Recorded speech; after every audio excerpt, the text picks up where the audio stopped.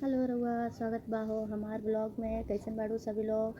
तो रउआ लोग सभी लोग अच्छा बाड़ू कि ना हो करे जा। हम बहुत परेशान बाड़ू हो रजा। सभी लोग ज़्यादा से ज़्यादा वीडियो को शेयर करी, सपोर्ट करी। बहुत ज़्यादा परेशान बाड़ू, का करी।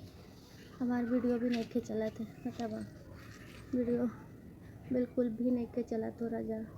पति रहल पति भी नहीं आप इस दुनिया में नहीं बा हो करे जा।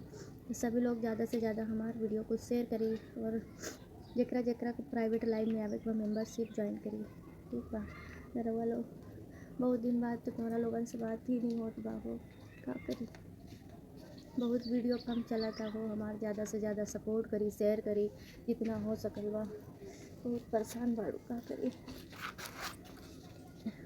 फटा फटा पुराना कपड़ा पहना था, का करता जा। रउआ लोग ज़्यादा से ज़्यादा हमार मदद करी। जेकरा जेकरा का गम बा और प्यार में धोखा मिलल, हमरा से बात करी। रउआ लोग अच्छा लागी और ज़्यादा से ज़्यादा वीडियो को शेयर करी। तोहरा लोगन खातिर ऐसे तो अच्छी अच्छी वीडियो लावतानी, कितनी अच्छी अच्छी तो वीडियो लावतानी। रउआ लोग हमरा का चैनल पे कमेंट करी, अच्छी अच्छी तोहरा लोगन खातिर वीडियो लाई। बहुत परेशान बाड़ू, एक छोटा सा बच्चा बा हो रजा। तो पति भी नहीं खे, कमाई भी नहीं खे, का करिए। अब तो खाना पीना खाए मुश्किल हो गई, इतना टेंशन में का बताई। तो रउआ लोग ज़्यादा से ज़्यादा हमारे वीडियो को शेयर करी। मिला अगली